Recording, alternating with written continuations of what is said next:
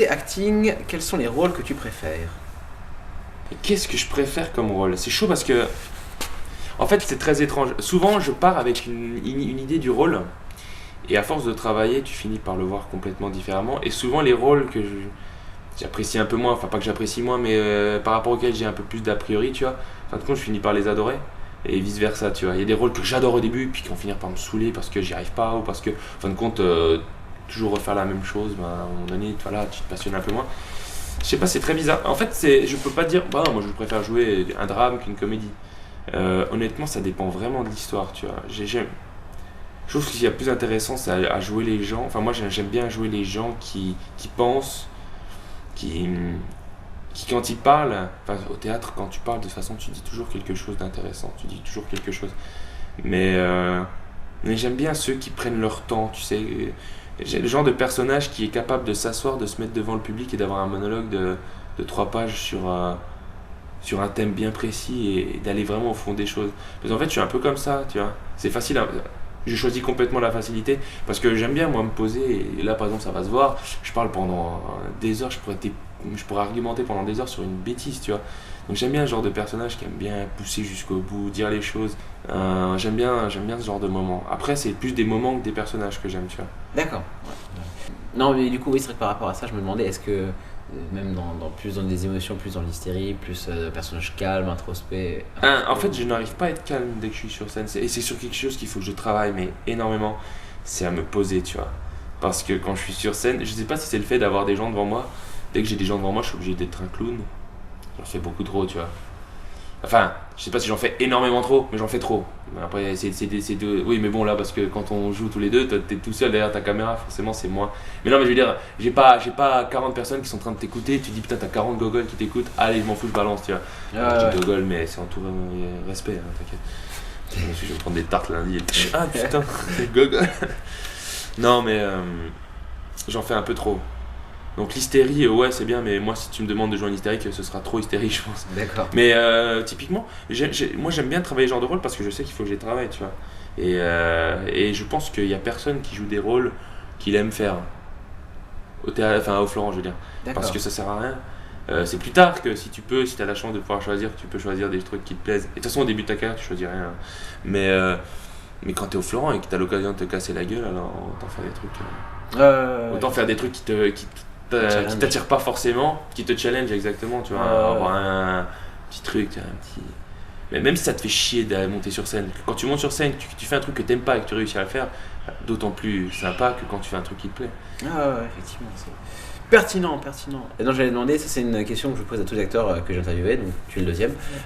Ouais. Mais c'est une question que je trouve vraiment intéressante et que j'aimerais en savoir plus parce qu'on trouve très peu d'infos là-dessus. C'est toi, quand on te donne des indications de jeu, la théorie, soi-disant, c'est qu'à un bon acteur, tu lui dis juste plus vite, plus fort ou moins fort. En théorie, des bons acteurs, tu as juste besoin de ces 4 trucs. Mais indépendamment de ça, quelles sont les indications de jeu, quel est le rapport que tu aimes bien avoir avec le metteur en scène? Bon, après des metteurs en scène, j'en ai pas une heure, mais avec par exemple, typiquement mes professeurs, tu veux dire quel genre de conseils on me donne ou quel genre de conseils j'apprécie? Par exemple, qu'est-ce qui va te mettre en confiance? Qu'est-ce que tu as besoin d'entendre? Est-ce que tu préfères qu'on donne beaucoup d'espace pour le jeu? Est-ce que tu aimes bien qu'on donne des indications précises ou... Et bah ça dépend.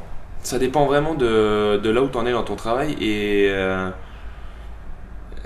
Parce que quand tu as l'impression d'y arriver et qu'on te demande, qu'on te dit que ça marche pas, forcément ça te fait chier. Donc tu aimerais beaucoup de précision et beaucoup de...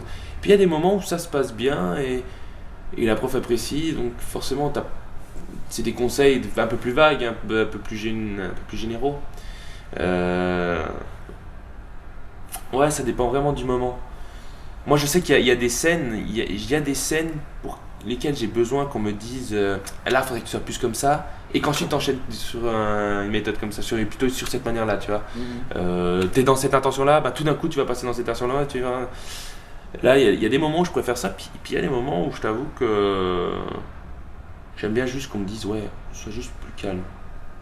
Tu vois, sois juste plus calme, tranquillise un peu ta voix, descends un peu et essayons comme ça. D'accord. Et puis ça dépend aussi du moment. Vraiment, t'as des fois où t'as quelqu'un qui te balance 12 trucs et t'as envie de dire, tu retiens la moitié, Qu'est-ce qu'on me demande là? Putain. Parce qu'un au-delà de ça, tu vois, moi, c'est une question que je me pose légitimement en me disant, bon, alors, j'ai pas encore travaillé avec beaucoup d'acteurs, mais j'ai un peu cette vision de me dire, laisser le plus de place aux acteurs.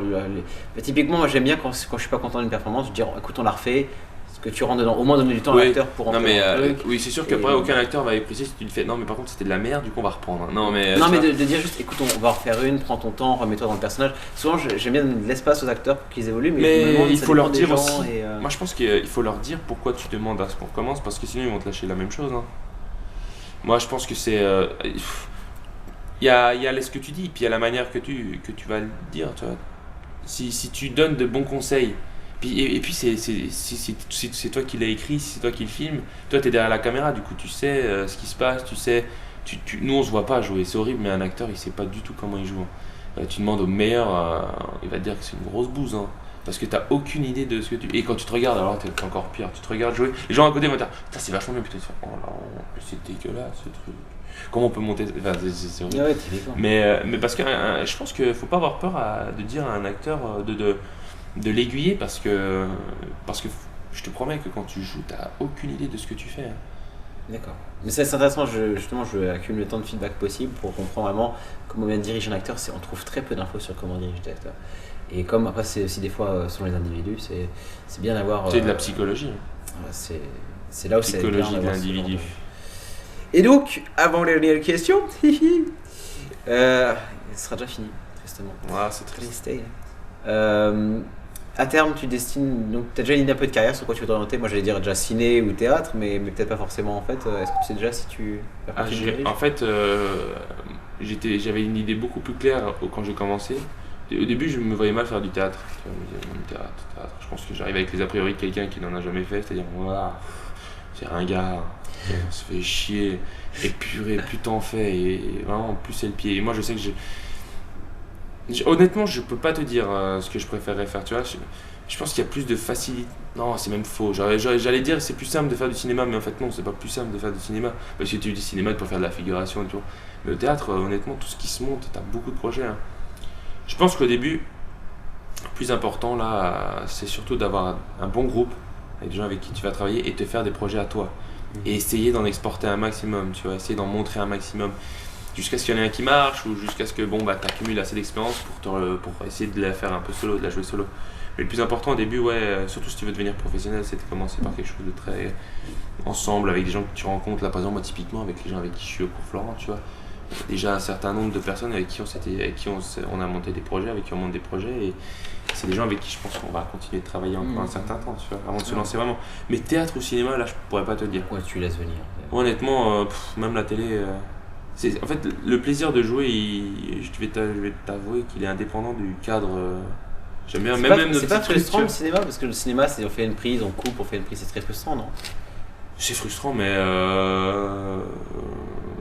quand même l'occasion de montrer quelque chose au cinéma et je pense que justement le fait de pouvoir être un peu n'importe où ça te permet d'avoir une liberté que t'offre pas forcément le théâtre. Toi, le théâtre t'es quand même entre quatre murs, hein. Mine de rien, t'as du théâtre en plein air même.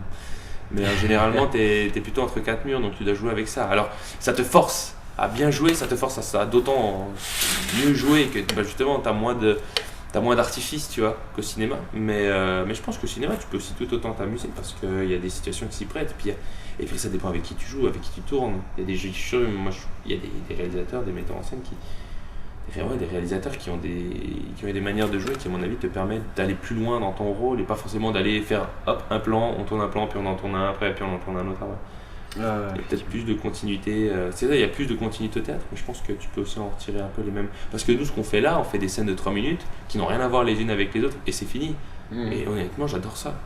Et alors, oui, je conclue toujours mes interviews, les rares que j'ai faites, par est-ce que tu as un ouvrage ou quelque chose à recommander J'en ai plein. Ah oui, alors voilà, même vidéo ou autre documentaire, mais voilà, quelque chose qui puisse instruire nos spectateurs. Enfin, moi, par exemple, la pièce que j'ai. Oh, mais même, c'est difficile de dire la pièce que j'ai. Enfin, moi, une de mes pièces préférées, c'est Cyrano de Bergerac. Je pense que. En théâtre français, c'est sûrement une de mes préférées. Il y a de tout. Tu pleures, tu ris, voilà. En plus, on a eu l'occasion de la voir l'année dernière. C'était tellement. Avec Toretton qui jouait Dominique Toretto de Fast and Furious. Exactement, Voilà. lui-même. Non. Et non, après, quand je dis même ouvrage, c'est quelque chose peut-être plus théorique sur le métier d'acteur. Bah, il y a un livre qui est. D'ailleurs, il est introduit comme le livre de chevet des comédiens, c'est La formation de l'acteur de Stanislavski. C'est compliqué à dire. C'est un théâtreux et c'est quelqu'un qui a. En fait, c'est très bien écrit. C'est écrit sous forme d'un livre, d'un roman, tu vois. Et ça te parle d'un cours de théâtre. Et donc, en fait, il t'explique par le biais de ces personnages tous les doutes que peut avoir, toutes les techniques de travail qui peuvent être appliquées, les manières de faire, les manières de mettre en scène. Voilà, en fait, tu as les deux points de vue en plus, tu as le point de vue du professeur et des étudiants. C'est très intéressant. Tu suis ces étudiants dans leur parcours au théâtre, donc de théâtre, donc forcément, nous, ça nous touche. Mais parce que bon, voilà, on est en plein dedans. Mais c'est tellement bien écrit qu'en fait, tu tires pas mal de leçons sur le métier de comédien. Donc moi, si j'avais un livre à conseiller, ce serait La formation de l'acteur de Stanislavski. Elle est connue, hein, c'est vraiment le bouquin le plus vanilla, on va dire. Hein. D'accord, mais c'est bien. Mais c'est vraiment, moi, je pense que c'est un bouquin qu'il faut avoir lu. Très bien. Il faut lire. Et bien, en tout cas, merci beaucoup Rodolphe pour l'interview. On va essayer de noter ça rapidement, de la poster rapidement et que tu aies plein de vues et plein de gens qui prennent te contact pour le métier. Non, Mais, que les gens qui me regardent avec intérêt. Mais en tout cas, très bonne continuation à toi. Bah merci, je vais essayer. Bon courage. De toute façon, on va retravailler ensemble. Ah oui, ça oui. Forcément. Bien sûr. C'est prévu. C'est prévu.